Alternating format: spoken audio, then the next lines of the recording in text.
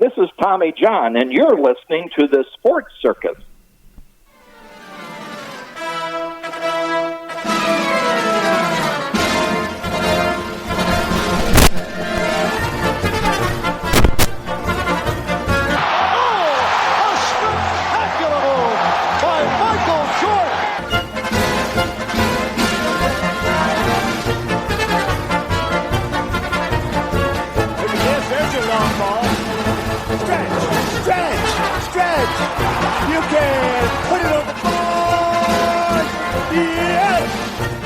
Welcome to the Sports Circus. I'm your ringmaster Sal, live from Las Vegas in the AMP TV studio, AAMP Television. Today's show is brought to you by UppercutChops.com. Check out their tasty selection of all-natural, dry-aged USDA, prime Wagyu, and Angus steaks and chops. Wait till you taste their best-in-class New York steaks, the filet mignon, and of course the king of all those gigantic and massive cowboy cut and tomahawk cut ribeyes. Best I've ever had, probably be the best you ever have as well. Check them out at UppercutChops.com. That's UppercutChops.com. Or give them a call, find out what's for dinner. 714-948-0100. 714-948-0100. Again, 714-948-0100 for UppercutChops.com.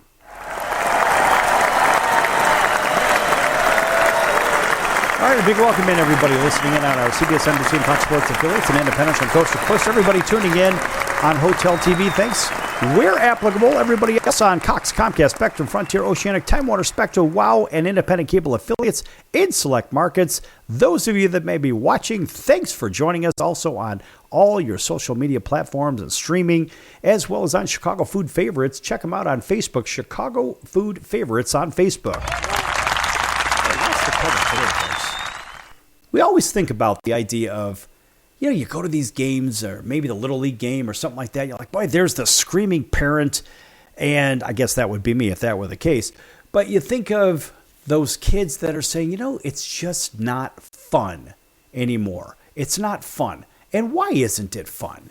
So you ask yourself, look, where can we go to for some kind of something or another? How about let's go to eastsideprep.org. How about this one? And they state, Insight, are adults ruining youth sports.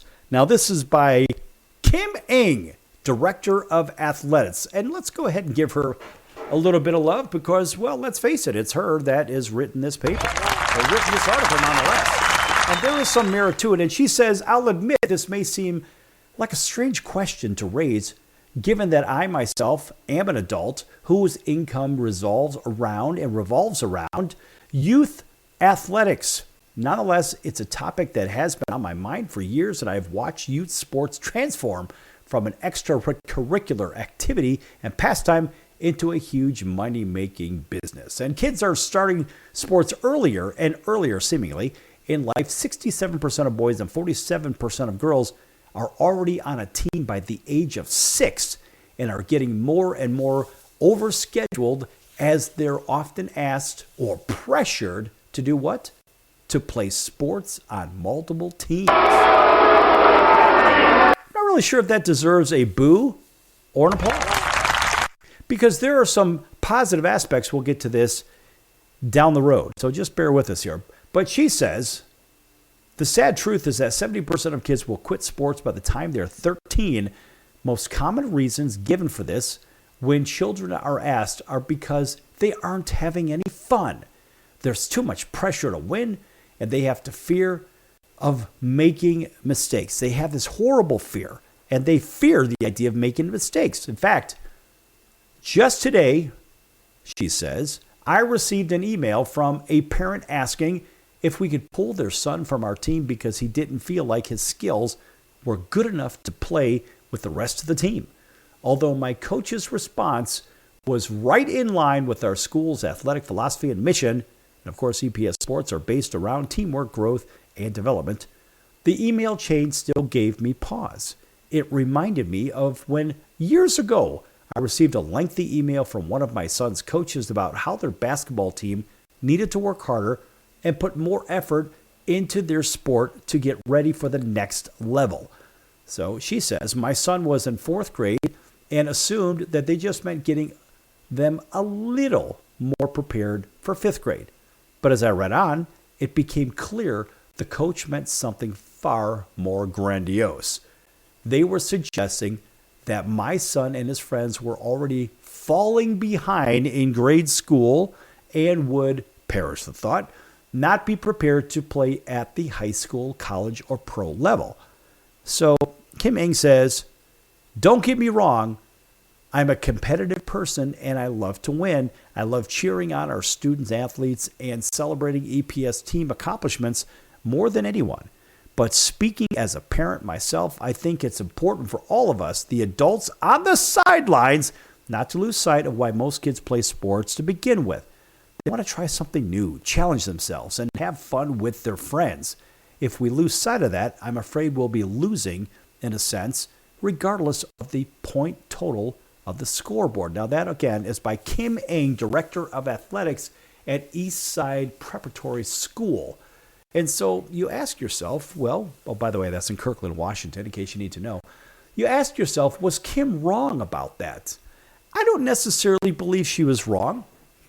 When I look at the pressure put on kids today, yeah, there's a little bit of pressure put on these kids to win. But I have to say, as a youngster playing baseball back in the day, or even competing, playing this sport or that sport, or even on the playground, playing kickball or kill the guy with the ball or whatever the hell you want to call it, the reality is there was always pressure.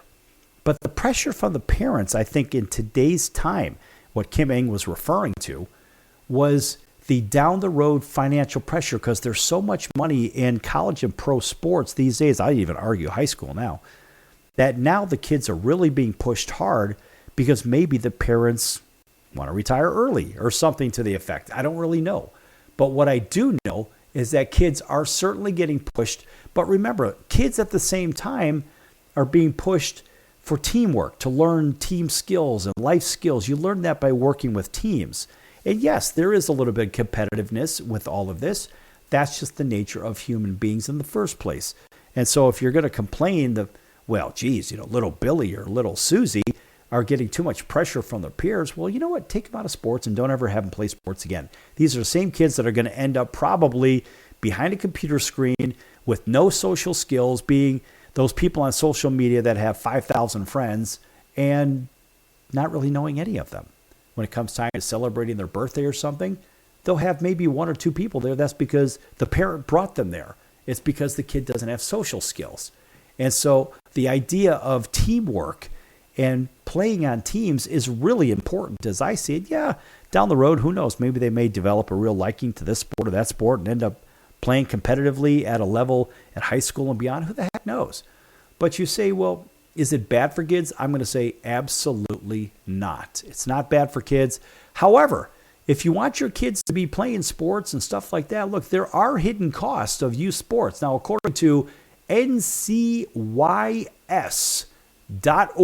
NCYS, that's the National Council of Youth Sports, their website, according to, well, Alexandria Trumpka, MD, and Joseph Gutler, MD, the hidden cost of youth sports, financial strain, and emotional toll. Now, they say early sports specialization significantly strains the athletes and the entire family. Now, Dr. Mike Hyman's book, The Most Expensive Game in Town, The Rising Cost of Youth Sports and the Toll on Today's Families, examines competitive sports for kids, profound financial and emotional impacts on families. Now, this is pretty interesting stuff, folks.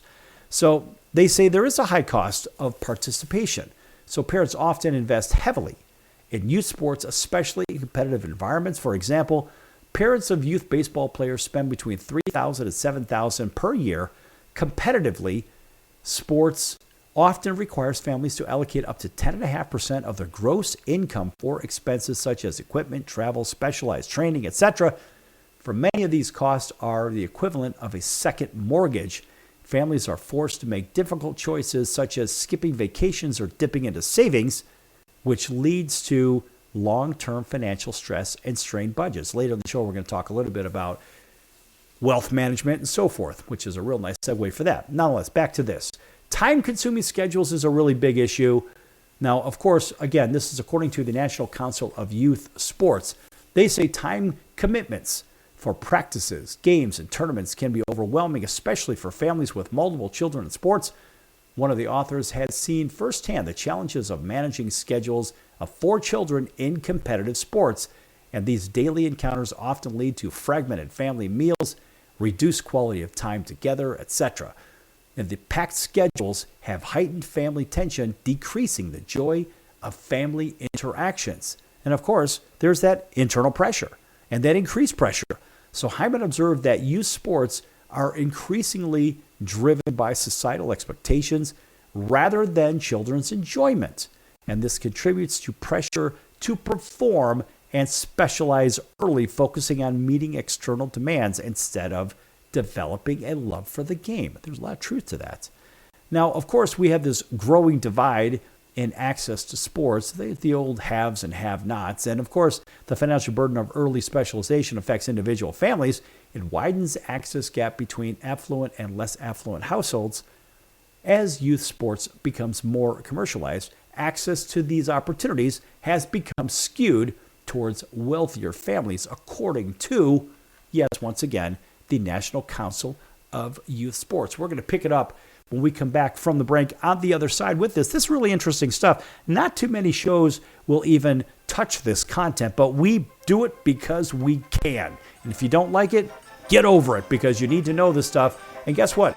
Maybe your neighbors are dealing with it. Maybe your family's dealing with it. Who the hell knows who's dealing with it? But somebody that you know is being affected by this today. Back here in a few minutes on The Circus. Lots more to come.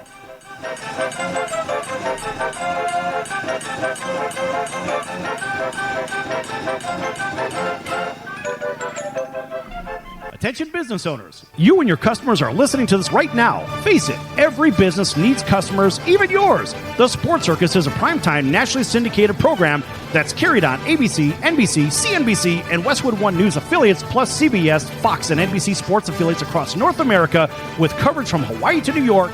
Also, the Sports Circus is available to the 180 million subscribers on iHeartRadio, and the Sports Circus gets about 4 million website visitors per month, which could click through your website and bring sales. The Sports Circus provides great content featuring celebrity guests from sports and entertainment to our audience every weekday, which your company could greatly benefit from by increasing your visibility, foot traffic, eyeballs to your website, and calls from potential customers. Call us right now at 714-948-0100. Again, 714-948-0100.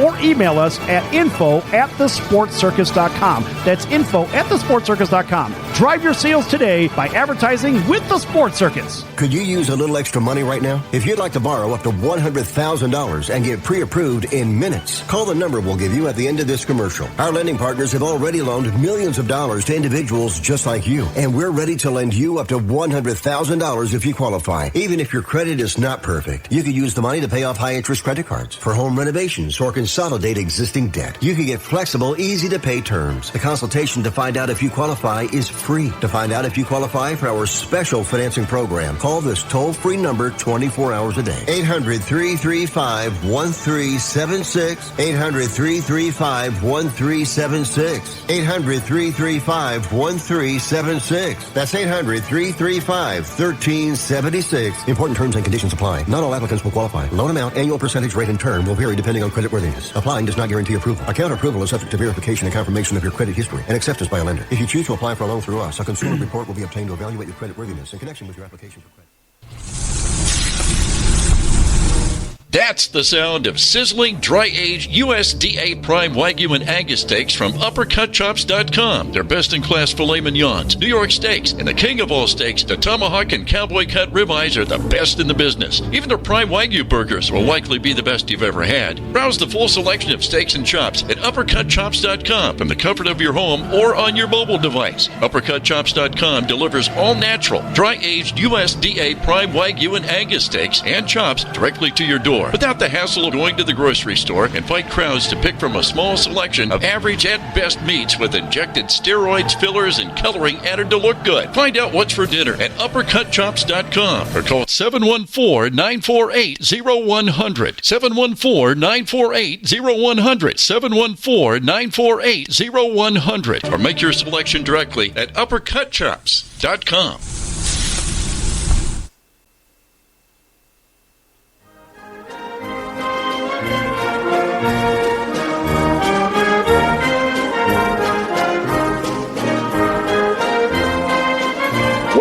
back to the Sports Circus. I'm Roy Firestone. Now it's time to throw it back to Sal.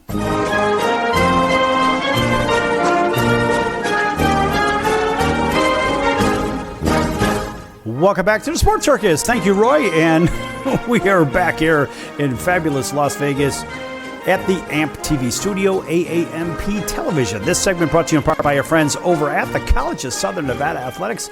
Check them out at csncoyotes.com for the College of Southern Nevada Athletics. That's csncoyotes.com.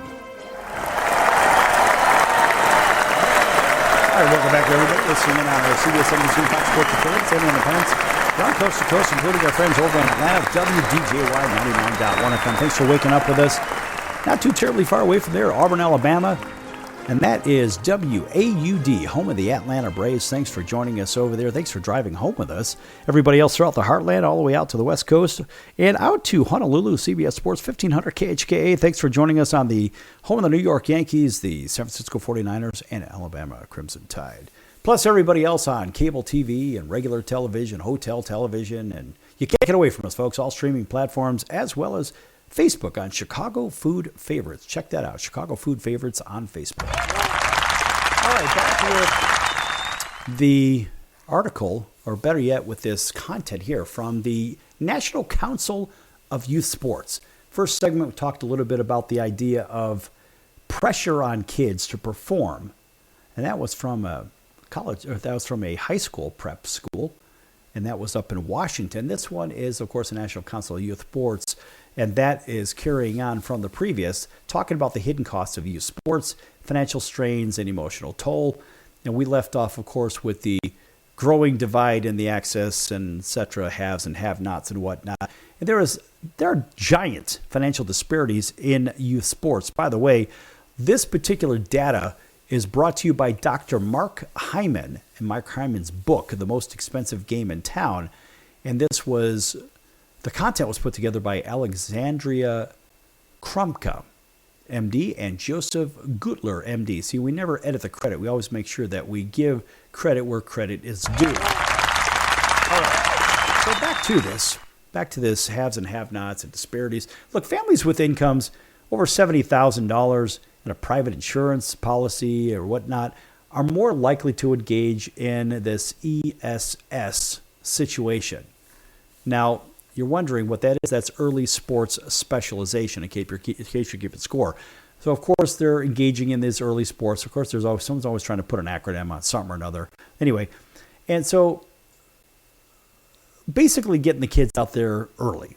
So benefiting from access to private training facilities and year-round sports participants. They got money to send their kids to stuff like that. Now, lower-income families, of course, they don't. They face bigger barriers, including high travel team costs and stuff like that, equipment costs, limited opportunities to participate in competitive sports because they don't have the money, the budget.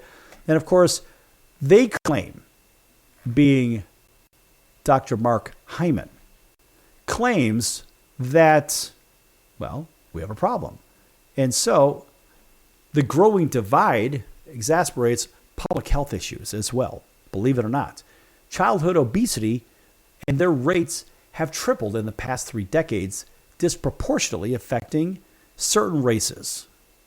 Now, middle-income families often rely on scholarships or discounts to afford participation, but still spend upwards towards a couple of $1,000 annually for travel leagues and whatnot. Now, there is a little bit of economic impact here, so youth sports have become, of course, a $52 billion industry in the U.S., with a significant portion of that derived from affluent families who can afford these opportunities. But guess what, folks? It's not just them. So knock it off with this divide crap. So I'm gonna add my opinion to this because that's what I can do. It's my program, and get over it. Anyway, they also say participation costs continue to grow. Yes, they do, but it grows for everybody, outpacing families' inability to keep up. And look, there are a lot of professional athletes that spend a lot of money to make sure that certain people have an opportunity to participate in these competitive leagues and whatnot. So Dr. Mark Hyman, early sport, he says, does early sports specialization increase the chances of success? Or better yet, it's actually the two doctors that put this together. They're the ones, Alexandria Krumka and Joseph Gutler, these two doctors. So let's just be clear. It's these two, and they base some of their information on Dr. Mark Hyman. Nonetheless, they say, does early sports specialization increase the chance of success? Well, surprisingly, it does not. And it doesn't correlate with long-term achievement either. So while getting your kids out there early may be necessary for certain sports, with early peak performance, such as gymnastics and whatnot, is sometimes beneficial, yes, but it doesn't necessarily predict anything. So successful athletes often specialize later in life and engage in less focused training during childhood. Think about that. And also, their report says many elite athletes pursued intensive training during late adolescence rather than early childhood. So early specialization is rare amongst NCAA Division I athletes in team sports. So lacrosse, football, field hockey athletes tend to specialize around age 16 to 17. Only 17.4% of athletes specialize at age 12 or earlier. So you're talking less than 1 in 5, folks. Think about that one. And about half of the athletes participated in multiple sports until under age 16. So then you think about early versus late specialization. Some individual sports such as tennis and swimming see earlier specialization. Well, those are individual sports, of course. Team sports are a little bit different. The profile's different. So you think about the development of humans and as they interact with one another.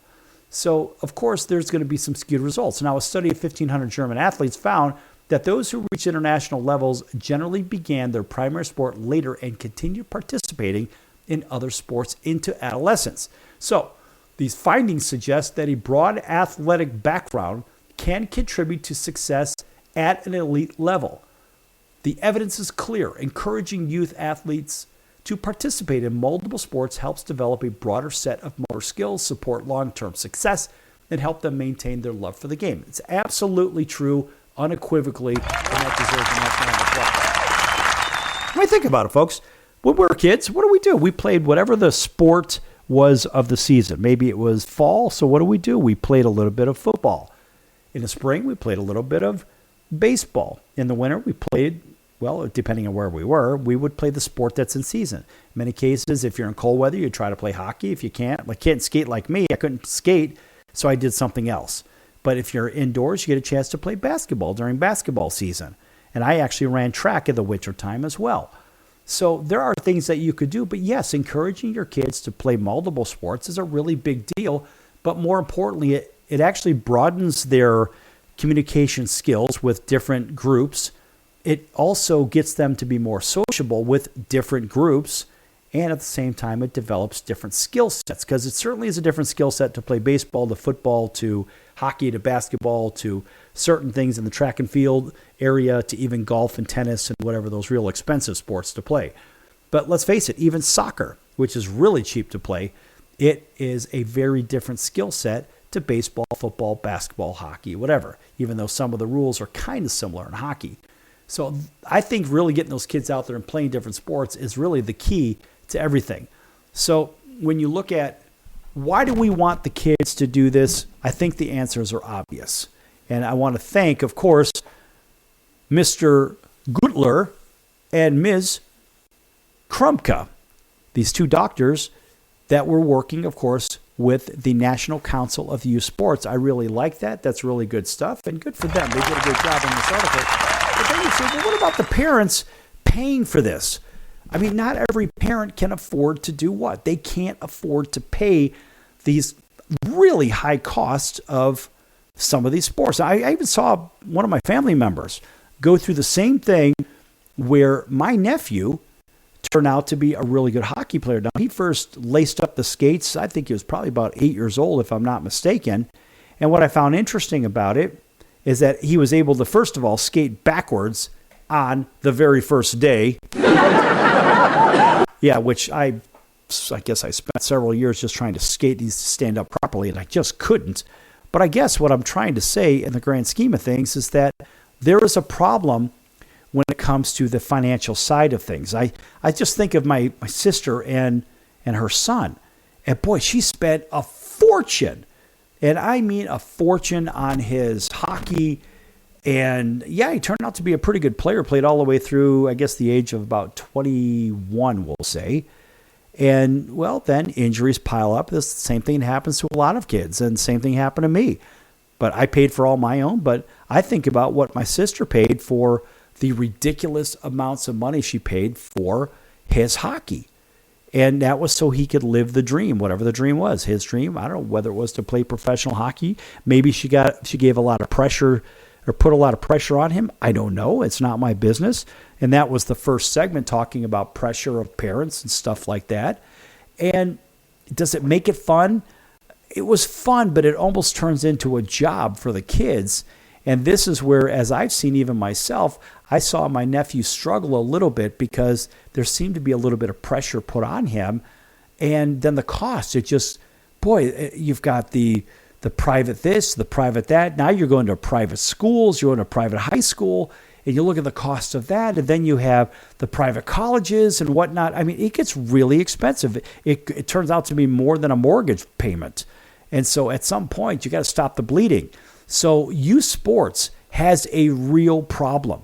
It's pressure from the parents, the dollar size of the industry, the commitment required from the parents for all the traveling leagues and whatnot, and also the pressure it puts on the kids in the first place. Do they even want to do it in the first place? Who the hell knows? Tell you what, folks, we're going to shift gears and talk about the parents that made money, and let's see what they do with theirs in sports when we come back here on the Sports Circus.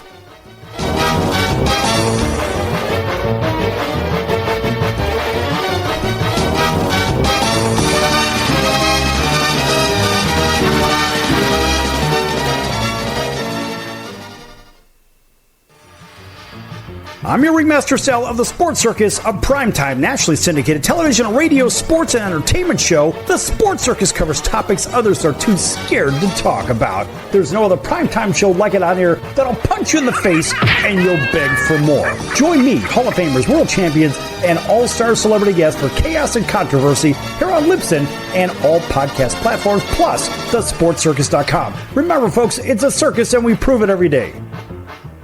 Hello, Americans. It's Uncle Sam here. If you owe $10,000 or more in back taxes to the IRS or state, don't worry. I've got important news that may help you negotiate a lower tax bill. In today's economy, the IRS has released a variety of new rules and is offering more flexible terms to help Americans looking to settle their IRS debt. If you apply today, we may be able to lift your wage garnishments and release a freeze on your bank assets or business. Our team of tax professionals can resolve your case and stop collection actions against you. Even if you've been audited or haven't filed a return in years, they can help. Call right now and find out if you qualify to settle your IRS debt for far less than what you owe. Pick up your phone right now and call us for a free $500 IRS tax review. Don't wait. Here's the number. Call right now. 800-950-2049.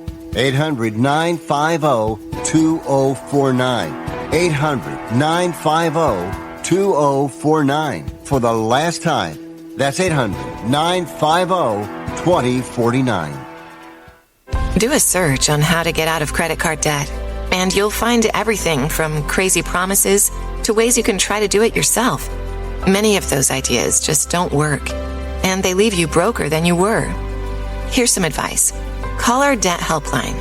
In a quick and free 5-minute conversation, our experts will listen to you and learn about how much credit card debt you have, what your goals are, and then show you the right solution to help you get out of credit card debt with one new simple, affordable payment. The credit card companies make available special programs to help if you're struggling. All it takes for you to finally get out of credit card debt is one quick, free phone call. So please call right now. 800-948-6817. 800-948-6817. 800-948-6817. That's 800-948-6817. Paid for by the Debt Helpline.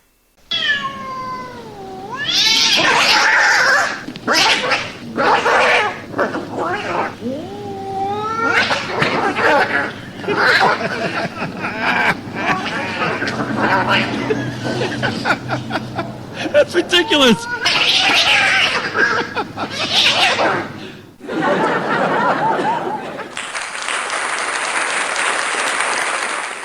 Quiet, numbskulls, I'm broadcasting. Hey everyone, Dave Jackson here, ESPN rules analyst on ESPN Hockey, and you're listening to the Sports Circus.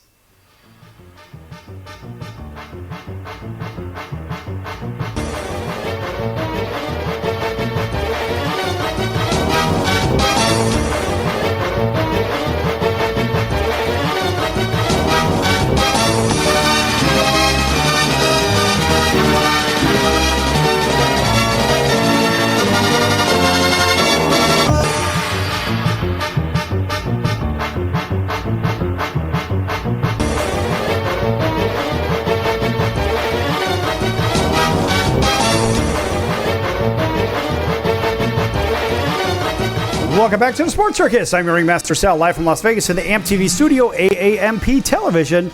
Folks, make sure you check out the sportscircus.com for our upcoming guests, our prior guests, recorded shows, which can be found on all streaming platforms: Apple, Amazon, Audible, Spotify, Pandora, iHeartRadio, YouTube, Stitcher, Deezer, etc., and so forth. Also, all of the social media platforms as well. In case you missed any of the episodes, you can always go back to thesportscircus.com and check out any of those. There's thousands of episodes to listen to.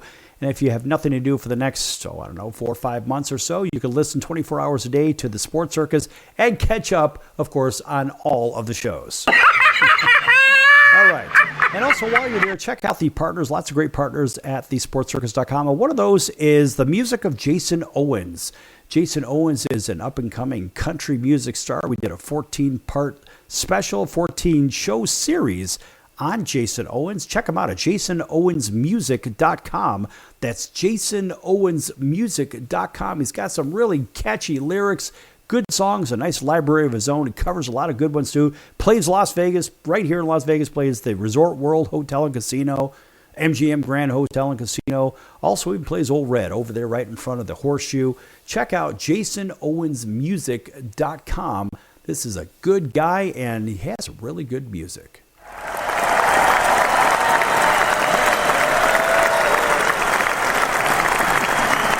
All right.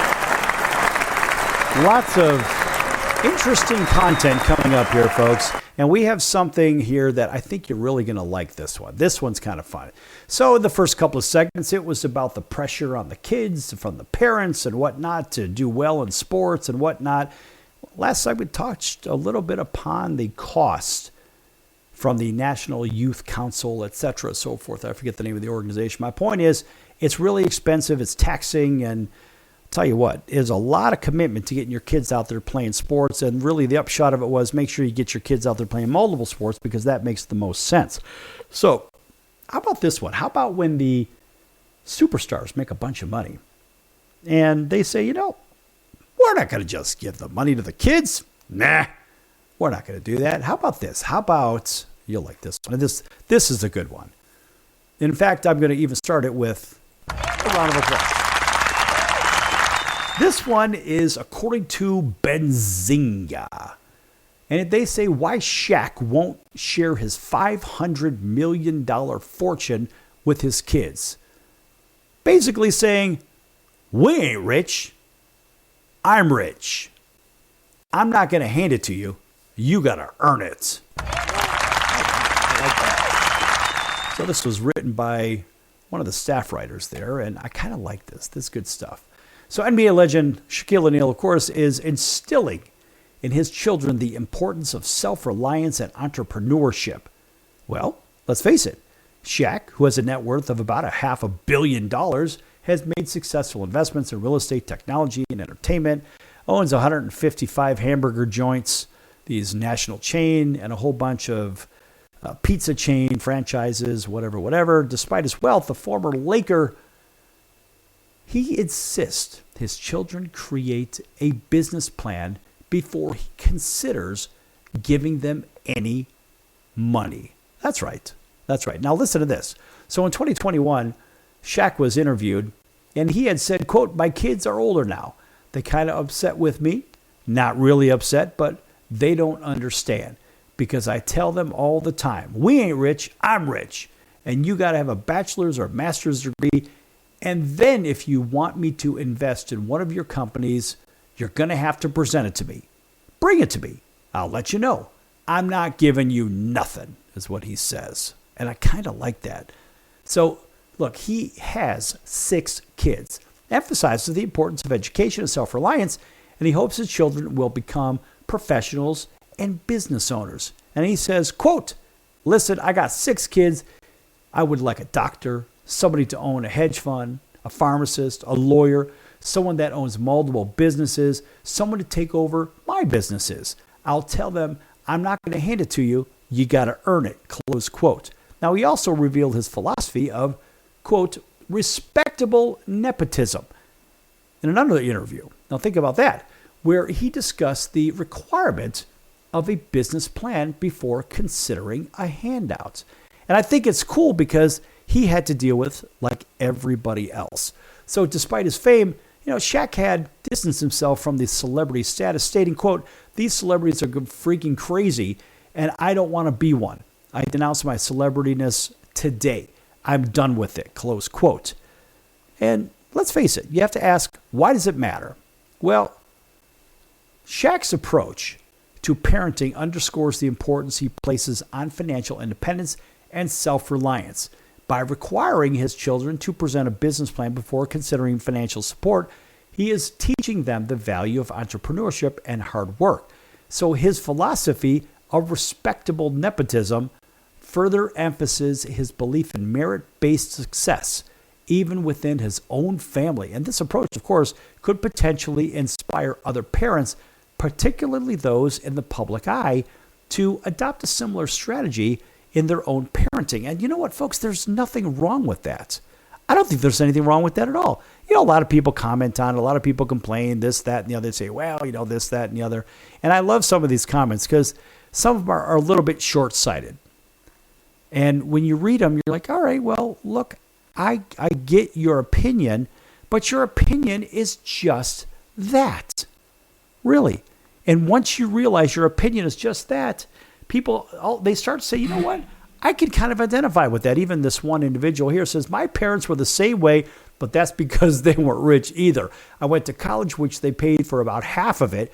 I was so grateful not only for the money, but for the way off the farm and the way out of the dump town that we lived 6 miles from on top of it.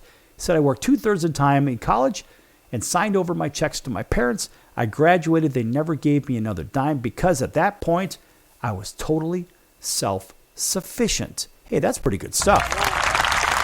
Now, another one says, he's not the only wealthy person not auto-gifting money to his children. I think it's fantastic, and I agree with him. I'm not a millionaire, but my children still have to understand the importance of good work ethic, and the money will not just be handed to them.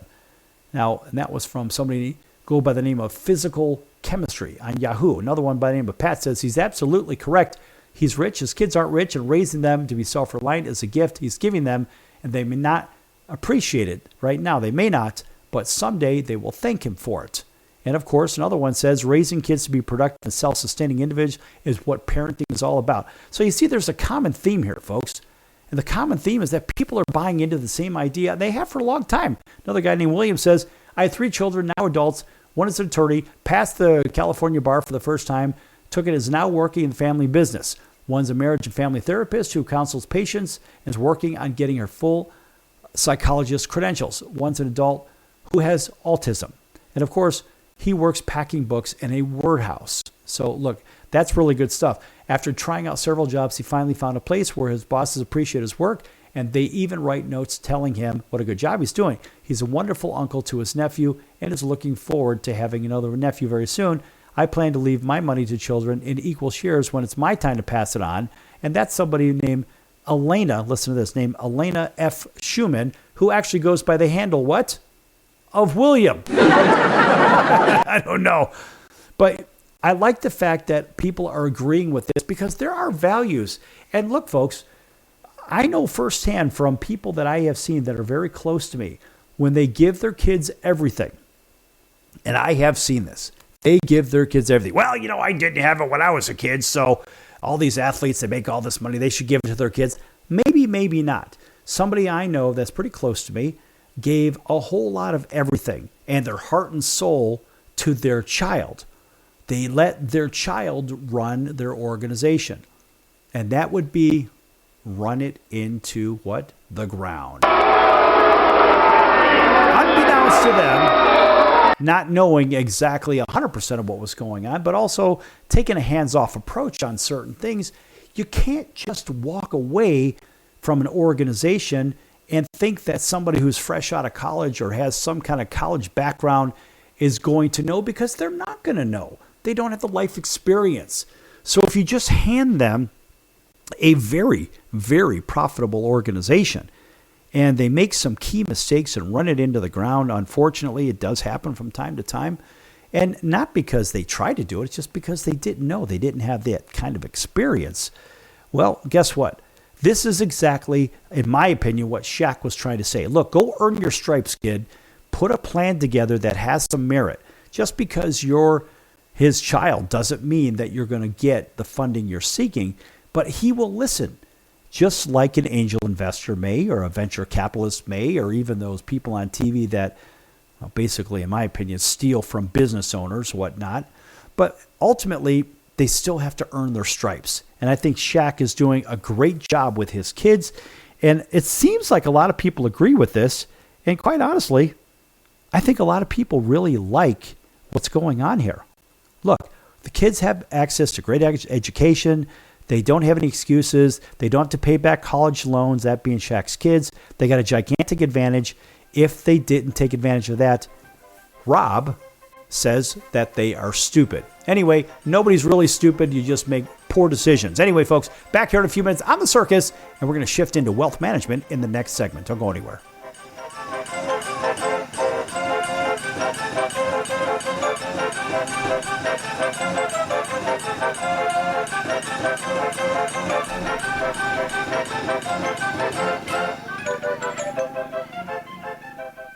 Can your IRA stand up to the next financial crisis that our top economists are saying is at our doorsteps? By allocating a percentage of your IRA into physical gold and silver with a tax-free rollover, you can diversify and safeguard your holdings from turbulent markets and economic downturns by putting your IRA back on the gold standard. Find out how to safeguard your assets with a tax-free rollover with a Genesis Gold IRA. The only IRA that can hold physical precious metals. Call now for your free gold and silver report. Protect your IRA today with one simple phone call and learn how to qualify for up to $10,000 in free silver. Call Genesis Gold Group, empowering faith-driven stewardship. 800-932-5517. 800-932-5517. 800-932-5517. That's 800-932-5517.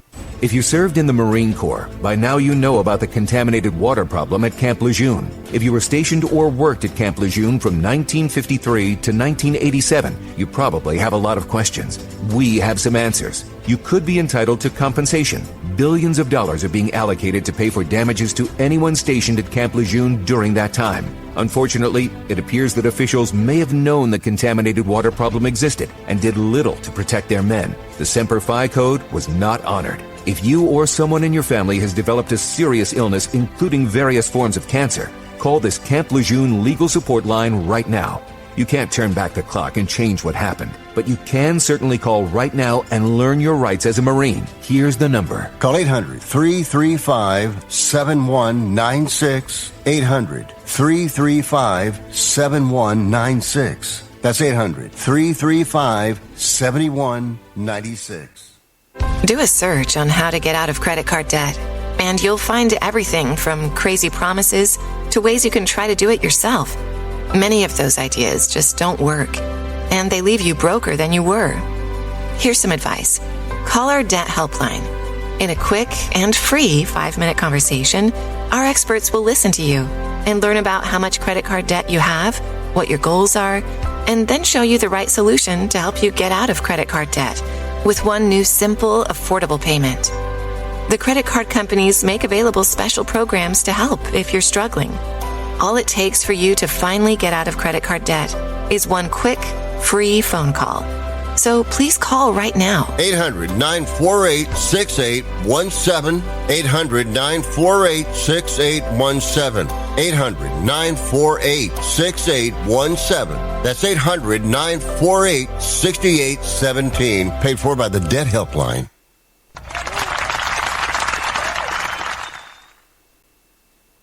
Hey everybody, this is Brian Urlacher. Welcome back to the Sports Circus.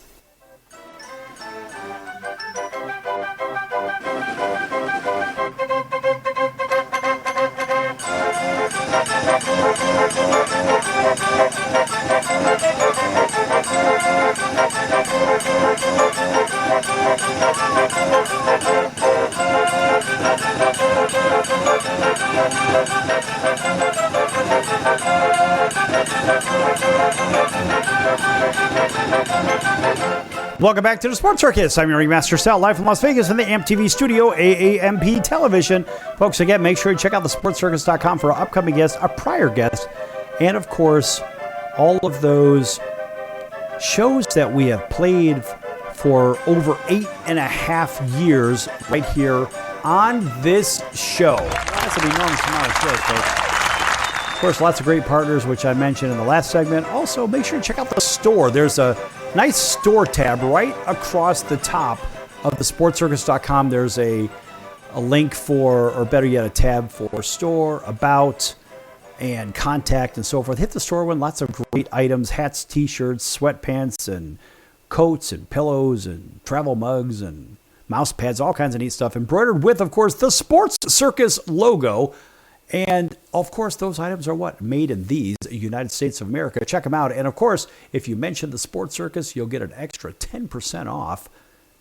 Actually, you'll have to mention my name, of course, Ringmaster Sal, and then you get an extra 10% off at thesportscircus.com. Listen, folks, this is unscripted. It's fun. It's weird. And I'm weird, and that's okay. Now, in this segment, a lot of people will ask me, and they have asked me many, many a time, hey, why don't you talk about what happens with the money that these athletes make? You've had so many people on that have made so much money, this, that. You've had billionaires on the show and giant political people and other financial people. And we've had some really hefty financial people on this program. And, of course, a lot of them say, what about the athletes? What do they do with their money? Do athletes have wealth managers? That's half the question. And, well, half of the answer is yes. Some of them have them. Some of them don't. But wealth management for professional athletes is a very sticky situation because there are fees attached to it. And, people ask, well, is it fair to charge a couple of points off of their total? Well, look, basically 1.5% is on the higher end for financial advisor services. And if that's what it takes to get the return you want, I guess, then it's not overpaying, so to speak. But staying around 1% for your fee may be standard, but it certainly isn't the high end. Of course, 2% really is. But then again, you need to decide if you're one of those multi-billion-dollar athletes in today's time, what you're willing to pay for those. And so then there's a whole series of questions, and this is actually a pretty good one here. It's the old rule of 72. What in the world is that? Well, in case you don't know, the rule of 72 is a quick way to estimate how long it will take for an investment to double. We always say, well, I want to turn $1 into $2. I want to turn $1 million into $2 million. How do we do that? What does it look like? What's the time frame? And a lot of people ask me the questions because I have the same MBA training and stuff. Well, look, it's a valuable tool, that whole 72 thing is. But basically, folks, this is how it works. Divide 72 by the annual interest rate, and that's essentially as the percentage rate. So the result is approximately the number of years it will take for an investment to double. For example, let's say you have an investment with a 9% annual interest rate. So you take that 72 divided by 9, because the 9%, well, that goes in 72 goes, or better yet, 9 goes into 72 8 times, or it would take 8 years. So essentially, it would take approximately 8 years for you to double your investments. So the rule of 72 is the most accurate for interest rates below 20%, where it's reliable estimates. Think about that. Now, also, can you use it in reverse? So you can divide 72 by the desired doubling time to find the interest rate needed to achieve that as well. So this is a really cool thing. This whole rule of 72 thing, you'll thank me for this. So it demonstrates how compound interest can grow wealth over time. And of course, you can use it to estimate how long it will take to reach a specific investment target. Also, it can illustrate how high interest debt can grow very, very rapidly. But also, the rule of 72 could be a simple way to compare the potential doubling times of different investments. Hey, that's really good stuff, folks. Now, if you didn't learn anything, you probably learned something right there. Not a lot of people know about that. So, I mean, how rich do you really need to be to have the wealth manager? Some people say $100,000. Some people say $500,000. I think the rule of thumb really is about $1 million. If you have that in investable assets, it's probably time to really check out who can help you out. But boy, it's such a dicey market out there. What do you think the athletes invest their money in is the bigger question. Well, they say, well, if the athletes put their money there, maybe I should put mine there. Yeah, how'd that work out with that whole crypto thing from not too terribly long ago when that guy took all that money from all those people and the athletes got hung out to dry for endorsing this crypto company with these cryptocurrency, blockchain crap, whatever the hell. Think about this, folks.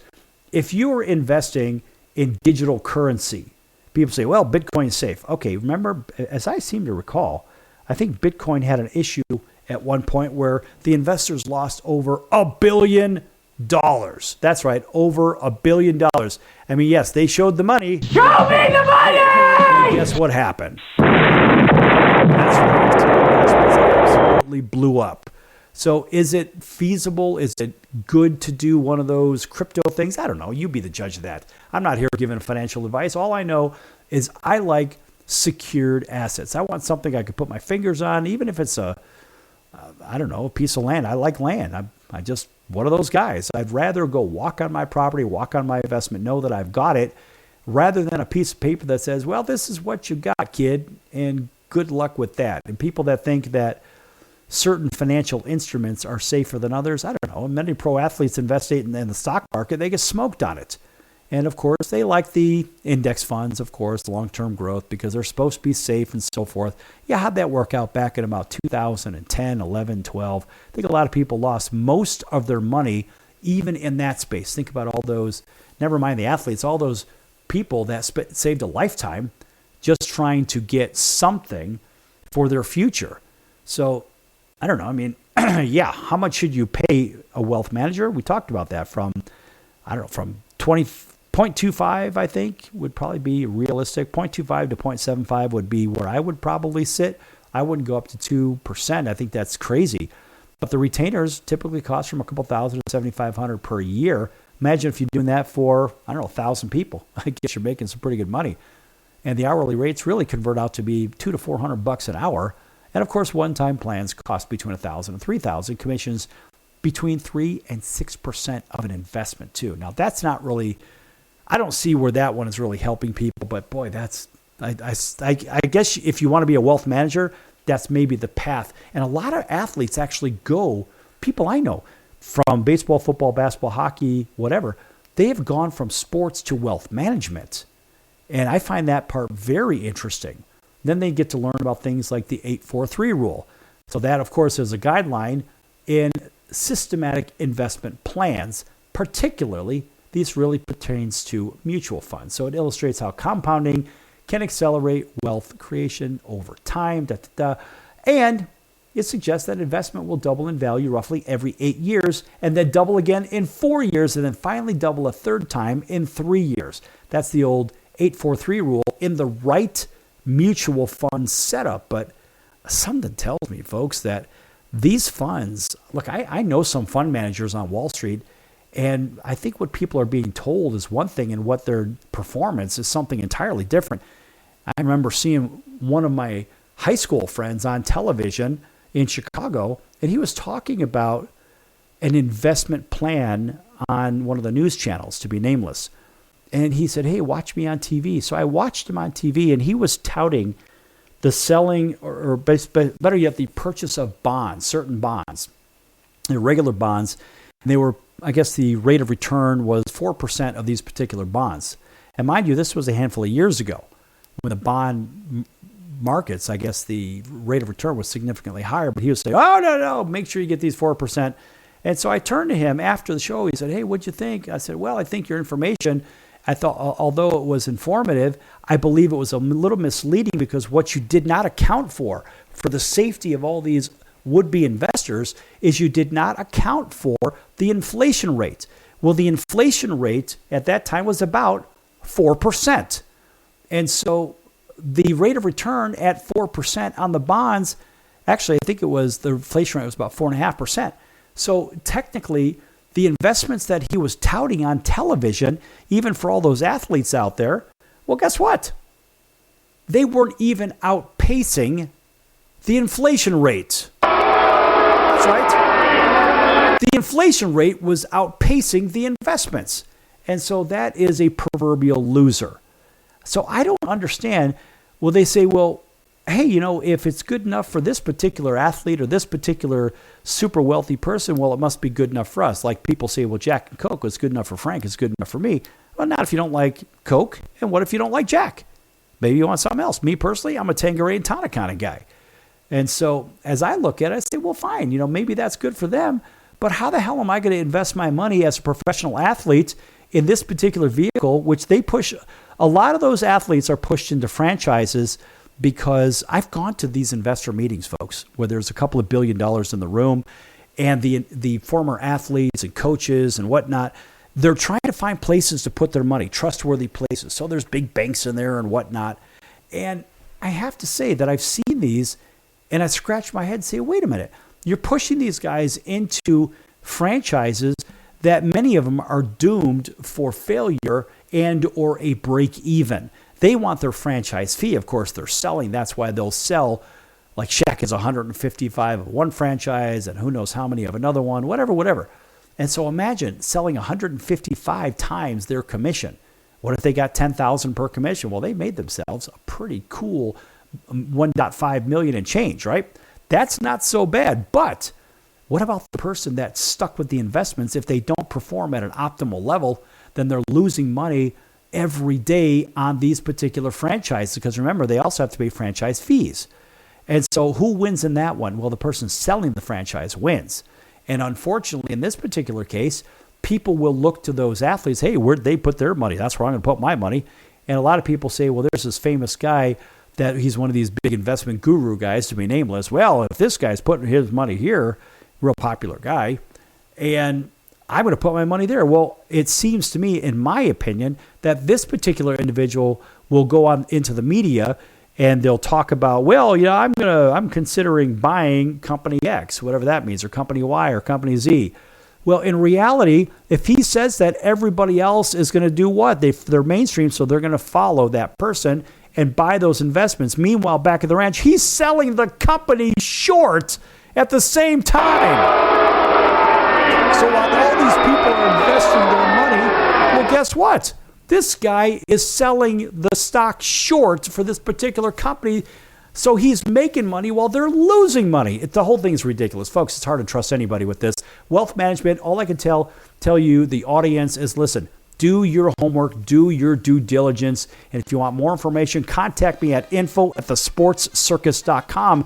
I may be able to help you with a couple of bits of information here and there, but I am no certified financial planner or anything like that. I just have all the right degrees and a little bit of knowledge. Anyway, folks, that's going to do it for the circus. I'm Ringmaster Sal, and we don't sell unregistered securities on this show either. So forget it, SEC. We did nothing wrong. All right, we'll be back in 23 hours right here on your favorite station. Until then, so long, everyone.